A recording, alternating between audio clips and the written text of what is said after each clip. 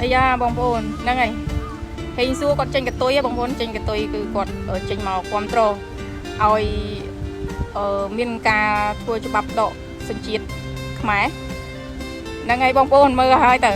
ចេញកតុយមែនតើគឺបង្ហាញកតុយហើយគេគ្រប់គ្រងឲ្យមាន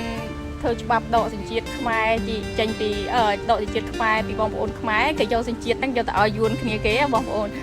អីគោដល់កោហើយហ្នឹងហើយជាមួយបងប្អូនផ្សេងទៀតមានប្រតិកម្មយ៉ាងណាជាមួយហេងសួរណាហេងសួរជាណាយើងស្គាល់ហើយហេងសួរជាកូនចៅយួនរស់នៅប្រទេសខ្មែរយើងហើយរដ្ឋាភិបាលយើង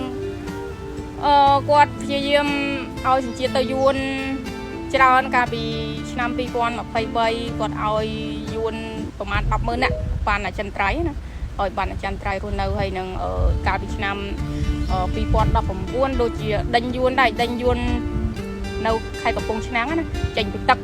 ឲ្យមករស់នៅលើគោកហើយរស់នៅលើគោកនៅណានៅលើគោកនៅខេត្តកំពង់ឆ្នាំងហ្នឹងហើយរដ្ឋាភិបាលគេធ្វើគេឲ្យដីទៅយួនឡើង40ហិកតាហើយធ្វើផ្ទះធ្វើអីឲ្យជនជាតិយួននៅទៀតអញ្ចឹងឥឡូវគេបានដៃឥឡូវគេសុំគេស្នើគេគ្រប់គ្រងច្បាប់ដកសញ្ជាតិហ្នឹងប្រហែលជាគេ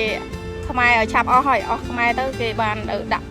ពហុអាណានិគមយួនហ្នឹងដាក់ប្រជាជនគេមកឲ្យបានច្រើនហើយយើងទៅនៅណាយើងបងប្អូនជួយគិតគ្នាទាំងអស់គ្នាហើយមើលទៅអាម៉េចគ្រប់គ្រងមិនគ្រប់គ្រងហ្នឹងបងប្អូនយកទៅគិតខ្លួនឯងហ្នឹងហើយអរគុណច្រើន